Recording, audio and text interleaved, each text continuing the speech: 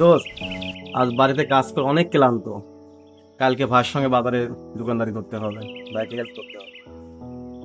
আরে জীবন তো একটা, এত কষ্ট করিস কেন? মজা কর, এনজয় কর।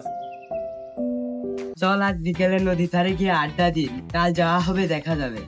আরে সাক্তারের মুরগি তো আতুরি করাই আছে রাতে। আসলে আমি পড়াশোনা নিয়ে খুব চিন্তিত আছি। আমাদের বয়স তো আর কম হলো না, কিছু একটা করা দরকার।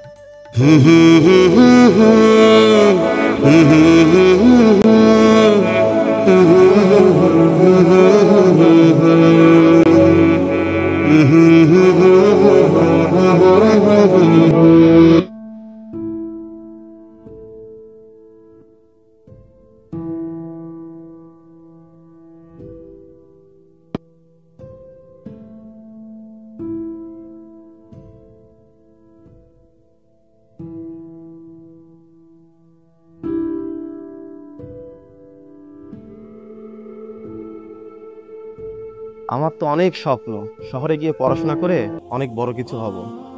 এখন যদি সময়টা ঠিক মতো কাজে না লাগাই, ভবিষ্যতে অনেক কষ্ট পেতে হবে।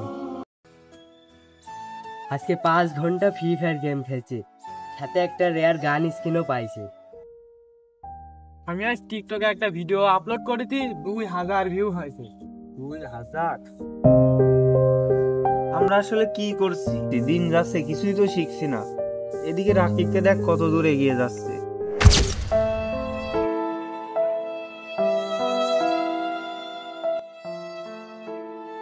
আরে ও শুভ, তুই বলে ব্যাংকে চাকরি পাইছিস? আবাস জীবনে সফল হয়েছে।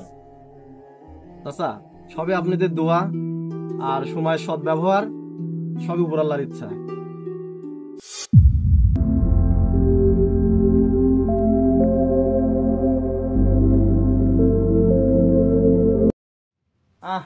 আমরা যদি সময়টা একটু বুঝতে পারতাম। এখনো দেরি হয়নি দোস্ত, চল নতুন করে শুরু করি। দোস্ত, শুভ আমাদের দেখিয়ে দিল যে সময় গেলে সাধন হবে না।